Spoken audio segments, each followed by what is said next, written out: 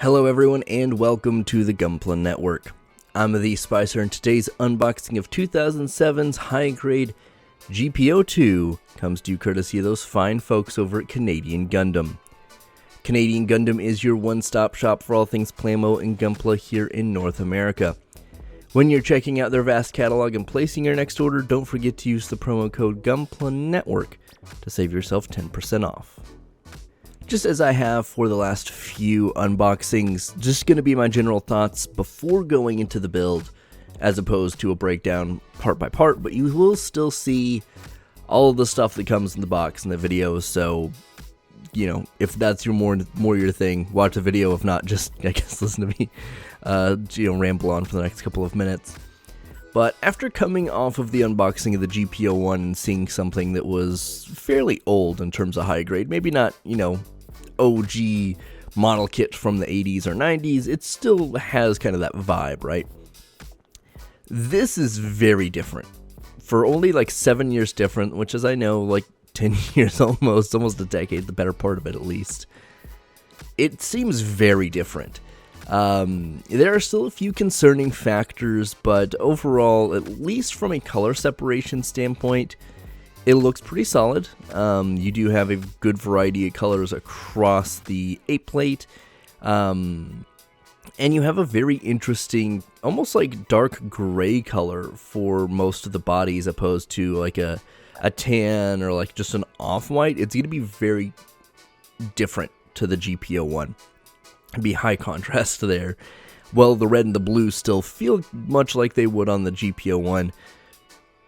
The gray is very, very different. So, a little bit strange there, but I do think it is a good choice, and I think from a line art perspective, it makes sense. I think originally in Stardust Memory, it was more of like a tan color, if I remember correctly. And I believe like the old Mobile Suit in action figure was also like tan. Maybe? Yeah. But this is great. It's going to be a little different. I do like this color, though. I think this is going to be really cool looking on a shelf. As far as articulation, though, this is something I was a little concerned about. Were there a lot of changes between, 2000, 2001, and 2007? Or I guess 2003 and 2007.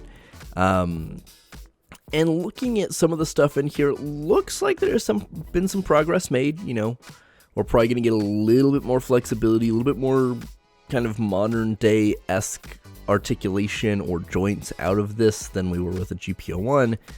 But we do still get like ball jointed hips, and there's still some holdovers, but that would last well into like the 2010s, so it's not too crazy to assume that that's the case.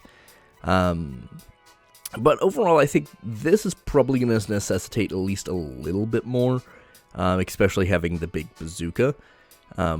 Whether or not, that actually works is hard to say. I know there's a lot of bazookas for Gundams that just don't work very well, so we'll see, I suppose. But one thing I did like a lot is there's a ton of surface detail on this, especially for a high grade from 2007.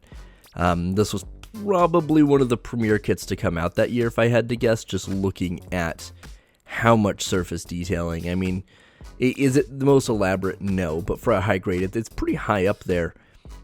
And everything looks nice. You have the O2 on the shoulder. You have the little actual kind of raised plastic bits for the detailing on the shoulder pods, the actual thruster units. And that's really cool. You have a lot going on the head sculpt. But one thing that does concern me and that maybe makes me think this is not as forward thinking as I had thought, it might require a little bit more love, is the sticker sheet. There is a lot going on here. Now, I know a lot of this is going to fit fairly well. The detailing on the shoulder, the shield, stuff like that, the cameras, of course. Not too concerned about that. Some of those red stickers might be a little bit more problematic. There's some cuts in there, and I'm like, yeah, I don't know about that.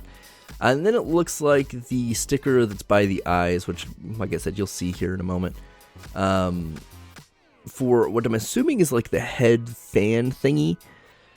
It looks like that's stickers, and that is not something I'm super stoked about. I don't know if those channels are deep enough to get a panel lining marker in there, Maybe a bore type might work, but I'm not 100% sure. I guess I'll find out when I build it. But if you've built this, let me know. How did you do that? Did you use stickers? Did you go back and use paint? What was your preferred method? But overall, I think this is a pretty big step from the GP01. I'm excited to see how it compares, and well, I've never disliked the GP02, but it's never been like one of my go-tos. Like the full burnier is like a really cool design for me. The GP02, I was like, I mean, it's a cool design, but it's not one of my top 10 or whatever. This is kind of selling me on it a little bit more.